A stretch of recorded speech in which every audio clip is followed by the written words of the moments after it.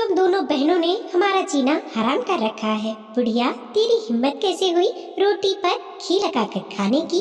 तेरे लिए तो सूखी रोटी जानबूझकर ही रखी है मैंने।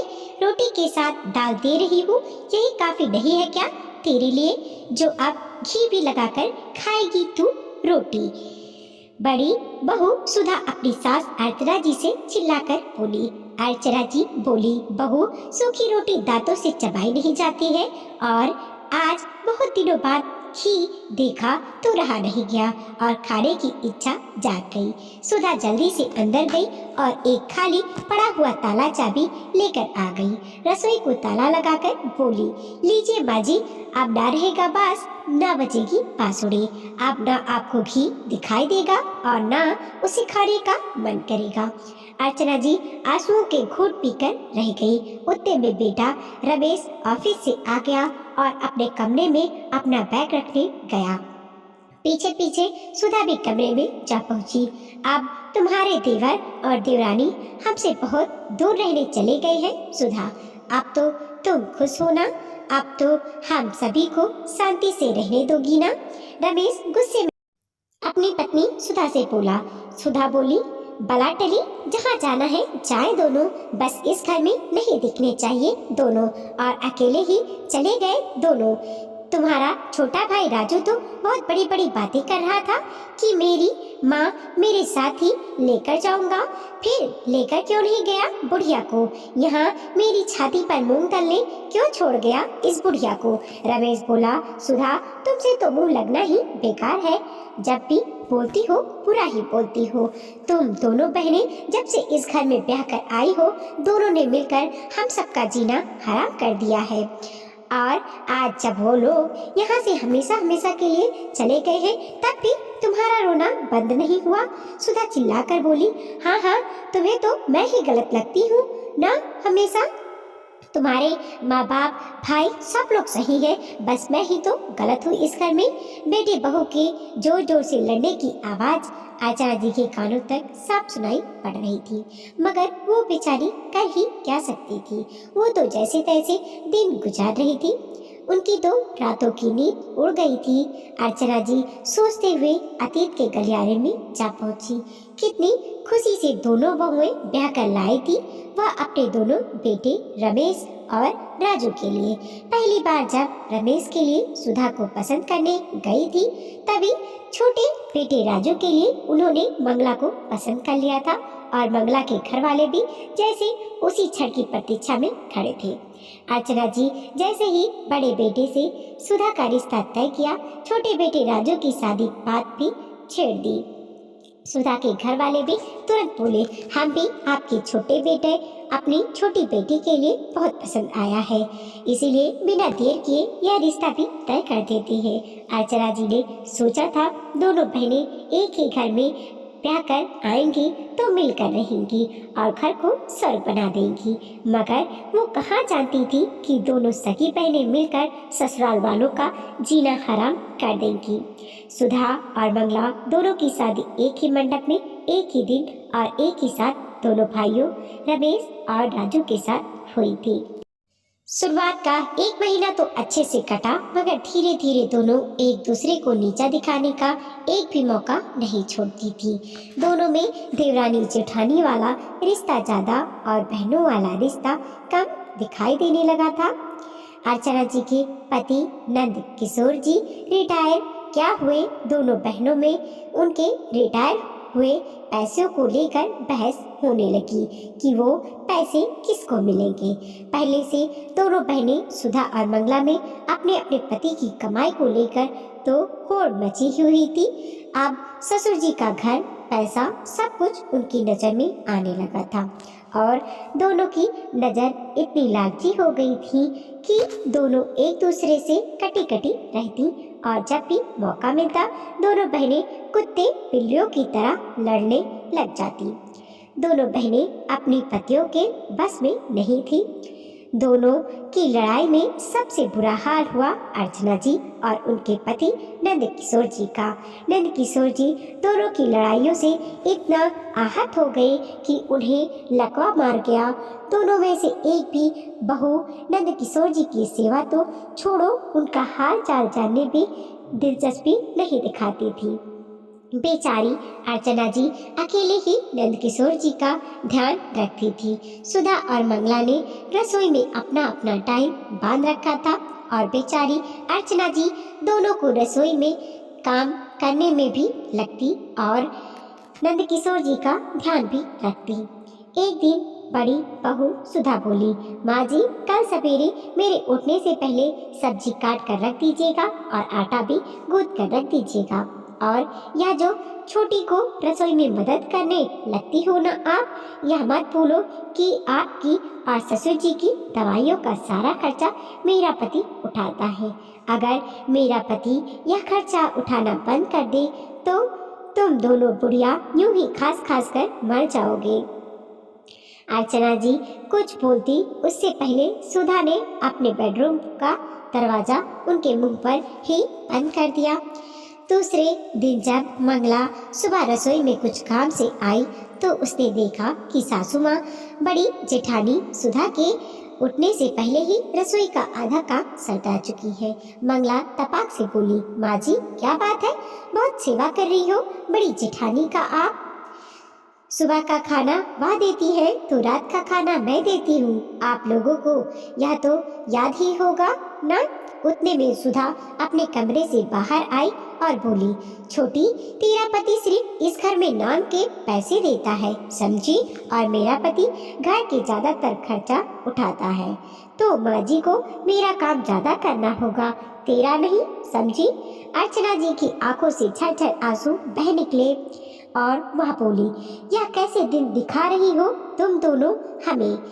मुझे बहुत लोगों ने मना किया था कि एक ही घर की दो बेटियों को बहू मत बनाओ, मगर मैंने सोचा कि दो बहनें कभी देवरानी जेठानी नहीं बनती, उनमें तो प्यार बहनों वाला प्यार जो होता है, शायद मेरी मति ही मारी गई थी जो मैंने एक ही घर की बेटियों को अपने घर की बहू बनाया। सच्ची कहते हैं लोग, एक औरत ही घर संवारती है और एक औरत ही घर भी बिगाड़ती है। तुम दोनों के लिए तो हम लोगों की कोई अहमियत ही नहीं है, ना सास ससुर आका कुछ लिहाज और ना अपने पतियों का। उतने में छोटी बहू मंगला बोली, चुप कर बुढ़िया, आज मैंने अपनी आंखों से तुझे सुधा दीदी के लिए ज्यादा काम करते पकड़ लिया है तो तू भाषण देने लग गई, और अब तक कहाँ छुपा रखे थे या आंसू। अब शाम को मेरे कमरे से बाहर आने से पहले दाल चावल की तैयारी करके रखना, वरना मुझसे बुरा कोई ना होगा। अर्चना जी की आंखों से आज आंसुओं का सैलाब बरस रहा था और बेचारी नंद किशोर जी जो बिस्तर पर पड़े पड़े यह सब कुछ अपनी आंखों से देख रहे थे, अपनी ही किस्मत पर रो रहे थे कि यह कैसे दिन दिखने पड़ रहे हैं उन्हें और उनकी पत्नी को। सबसे ज्यादा दुखी तो उन्हें इस बात का हो रहा था कि वो अपनी पत्नी के लिए कुछ नहीं बोल सकते हैं और ना ही कुछ कर सकते हैं। उनकी आंखों से भी आंसू बह रहे थे। बस थोड़ी देर में अर्चना जी नंद किशोर जी के लिए खाना ले आई और उन्हें खिलाते हुए बोली, आप क्यों रो रही हैं? देखना आप जल्द ही ठीक हो जाएंगे। मगर नंद किशोर जी बस एक टक अर्चना जी को देखे जा रहे थे, जैसे कह रहे हो, अर्चना मैं तुम्हारे लिए कुछ नहीं कर पाया। दूसरे दिन सुबह नंद किशोर जी उठाने पर भी नहीं उठे, क्योंकि उन्होंने अपनी आंखें हमेशा के लिए बंद कर ली थी। आए दिन बहुओं के रवैये से उनके दिल को सदमा लग गया था और वो भगवान को प्यारे हो गए थे। अब अर्चना जी और अकेली हो गई थी और उनके साथ बहुओं का रवैया और बुरा हो गया था। दोनों भाई भी अपनी अपनी पत्नियों से परेशान हो चुके थे, मगर सुधा और मंगला अपनी मनमानी करने में बाज कहाँ आती थी। रमेश अपने छोटे भाई राजू को अपना छोटा भाई नहीं, अपने बेटे की तरह प्यार करता था और छोटा भाई राजू भी बड़े भाई रमेश को पिता की तरह इज्जत देता था। मगर उनकी पत्नियां सगी बहनें होकर भी एक दूसरे के लिए चुड़ैल की भूमिका निभाती थी और सारे घर वालों का जीना दुर्भर कर दिया था। उनके इस तरह के रवैये में दोनों भाई और उनकी माँ अर्चना जी पिस कर रह जाए गए थे। एक दिन रमेश बहुत उदास बैठा था, तभी अर्चना जी उसके पास आई और बोली, बेटा क्या बात है, तू आजकल बहुत उदास रहने लगा है। रमेश बोला, माँ मुझे कुछ समझ नहीं आ रहा है, मैं क्या करूँ। छोटा भाई के लिए कुछ भी सोचता हूँ तो खुद कर कहलाता हूँ। सुधा तानों की बौछार से मेरा जीना हराम कर देती है। वह राजू और मंगला से इतनी नफरत करती है कि उनकी शक्ल तक देखना नहीं चाहती। अर्चना जी बोली, रमेश जब पानी सर से ऊपर चला जाए तो उसे सही समय पर निर्णय ले लेना चाहिए। तुम दोनों के घर की शांति भंग ना हो, इसीलिए तुम दोनों भाइयों का अलग हो जाना ही अच्छा होगा। रमेश बोला, माँ छोटे के पास कहाँ इतने पैसे हैं कि वह अलग रहे और सुधा मुझे छोटे की मदद करने देगी नहीं, मगर अब मुझे सुधा से छुपकर राजू की मदद करनी होगी ताकि उसे पता ना चले और घर की शांति भी भंग ना हो। अर्चना जी जानती थी रमेश एक अच्छा बेटा होने के साथ साथ एक अच्छा भाई भी है, इसीलिए वह सुधा घर में उनके साथ कैसा बर्ताव करती है यह बातें कभी रमेश को बताती नहीं थी, क्योंकि वो जानती थी रमेश अपनी माँ का अपमान सहन नहीं कर पाएगा और उन्हें डर था कि रमेश यह सब सुनकर कहीं सुधा पर हाथ ना उठा दे। इस घर से नंद किशोर जी की यादें जुड़ी थी, इसीलिए वह यह घर भी छोड़ना नहीं चाहती थी। दूसरे दिन सुबह सुबह फिर दोनों बहनें सुधा और मंगला किसी बात पर झगड़ पड़ी। उतने में वहाँ राजू आकर अपनी पत्नी मंगला को डांट लगाकर बोला, बड़ी भाभी तो किसी बात को नहीं समझती, कम से कम तुम तो समझा करो। यह सुनते ही सुधा चिल्लाकर बोली, देवर जी मुझसे अगर आपको इतनी ही दिक्कत है तो अलग रहने क्यों नहीं चले जाते।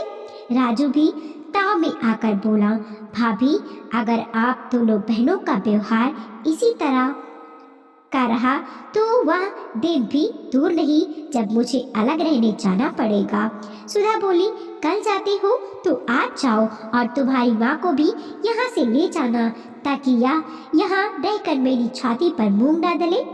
राजू बोला, जरूर ले जाऊंगा, वैसे भी यहाँ रहकर माँ को क्या खुशी मिल गई अब तक। जब सारे झगड़े की खबर बड़े भाई रमेश को लगी तो उसने तुरंत राजू को एक घर लेकर दे दिया और सुधा से कहा कि राजू ने उसे बड़े भाई होने के नाते घर लेने में सिर्फ आगे रखा है, बाकी रुपए पैसे से उसने कोई उसकी मदद नहीं की है। यह सब सुनकर सुधा के कलेजे को ठंडक पड़ गई थी और आज इसी बात पर वह पति से बहस कर रही थी। यही सब बातें सोचते सोचते अर्चना जी की आँख लग गई और जब वो सुबह उठी तो देखा सुधा कहीं दिखाई नहीं दे रही थी। उन्हें चाय की जोरों से तलब लगी थी, वैसे ही उन्हें सुबह सिर्फ चाय ही तो नसीब होती थी, वह भी खुद ही बनानी पड़ती थी, मगर रसोई में ताला लगा हुआ था और सुधा कहीं दिखाई नहीं दे रही थी। थोड़ी देर बाद सुधा ने रसोई का ताला खोला और नहाने चली गई। अर्चना जी रसोई में अपने लिए चाय बनाने चली गई। अर्चना जी चाय में दूध डाल ही रही थी कि तभी पीछे से सुधा आकर बोली, दूध बहुत महंगा हो गया है माँ जी, जरा संभाल कर डालिए, मेरे पति के पैसों से आता है यह सब, तुम्हें तो बस बैठे बैठे सिर्फ अपने लिए घी मेवे और दूध चाहिए। अर्चना जी बोली, बहू तुम्हारा पति मेरा बेटा भी है, बार बार अपने पति के पैसों का धौंस ना जमाओ।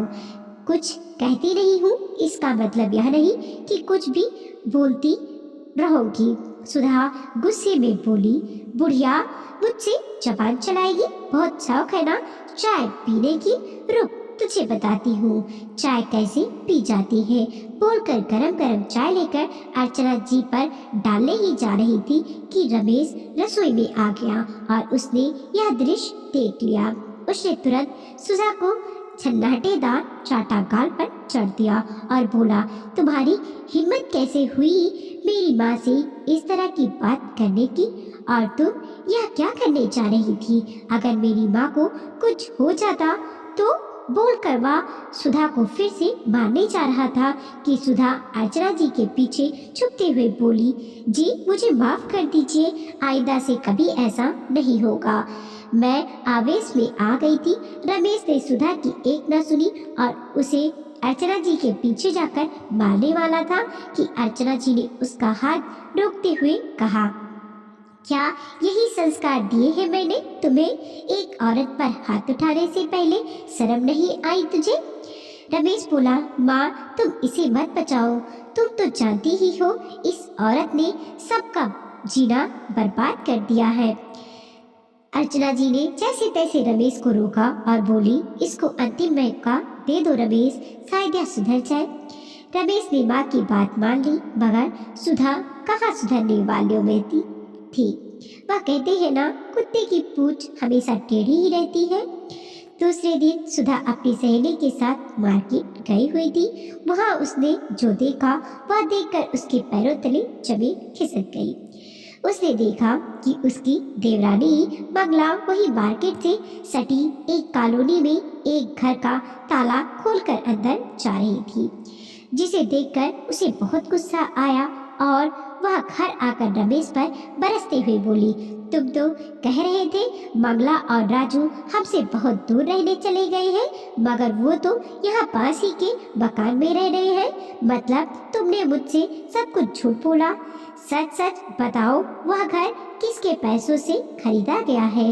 और तुम्हारी माँ के पास रहने का इतना ही शौक है तुम्हारे छोटे भाई को, तो इस बुढ़िया को भी अपने साथ क्यों नहीं ले जाता? यह सब सुनकर अब रमेश का पारा भी चढ़ गया था और उसने न आव देखा न ताव देखा और वह सुधा को मारने लगा। अर्चना जी ने रमेश को रोकने की बहुत कोशिश की, मगर रमेश अर्चना जी को एक किनारे कर बोला, माँ तुम आज बीच में मत आओ, इस औरत ने पूरा घर तबाह करके रख दिया है। अर्चना जी ने झट से छोटे बेटे राजू को फोन कर घर बुलाया। थोड़ी देर में राजू और मंगला भी घर आ गए।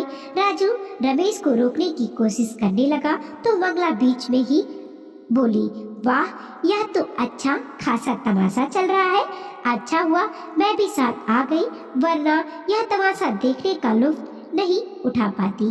राजू ने तपाक से एक चाटा मंगला के गाल पर चढ़ दिया और बोला, भैया हम दोनों भाइयों की ही गलती है जो आज तक इन दो बहनों को झेल रहे हैं। अब भी देर नहीं हुई, इन दोनों बहनों को हमेशा के लिए इनके मायके ही भेज देना चाहिए ताकि हम लोग सुख चैन से रह पाए। वैसे भी इन दोनों बहनों ने मिलकर हमारा जीना हराम कर रखा है। मायके में बैठेगी और वह बोझ बनेगी, तभी इन्हें पता चलेगा कि ससुराल सास और पति की इज्जत क्या होती है। रमेश बोला, तो ठीक कह रहा है छोटी, मैं भी इन रोज रोज की लड़ाइयों से तंग आ गया हूँ। रमेश ने सुधा का सारा सामान अलमारी में से बाहर फेंक दिया और बोला, निकल जाओ अभी की अभी मेरे घर से।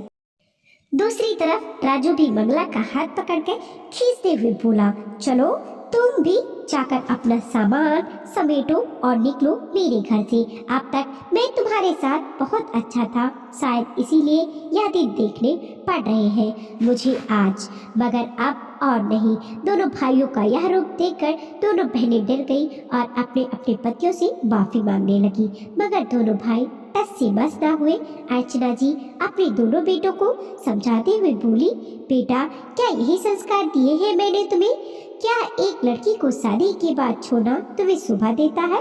रमेश बोला, देखा सुधा, जिस सास की तुमने कभी अहमियत नहीं समझी, उन्हें इज्जत नहीं दी, वही आज तुम दोनों को बचाने आई है। सुधा और मंगला दोनों अर्चना जी के पैरों में गिर पड़ी। सुधा बोली, माँ जी मैंने आप पर इतने अत्याचार किए, फिर भी आप आज मुझे घर से निकलने नहीं देना चाहती।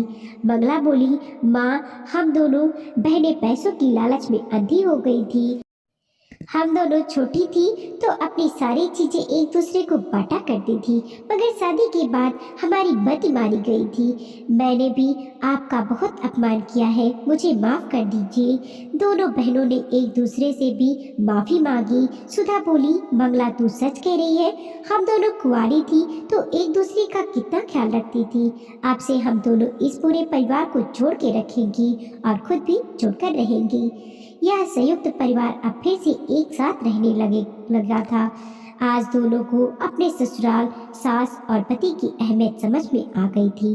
दोस्तों, एक लड़की के लिए उसका घर, परिवार, पति सब कुछ होता है, मगर कुछ औरतें यह परिवार तोड़ना चाहती हैं और अकेले घर पर राज करना चाहती है। वो यह भूल जाती है कि जमीन जायदाद, पैसों का लालच एक दिन उनकी खुद की हस्ती भी डुबा ले जाता है। वीडियो को लाइक कीजिए, कमेंट कीजिए और अपने दोस्तों के साथ जरूर शेयर कीजिए। चैनल पे नए हैं प्लीज सब्सक्राइब कीजिए।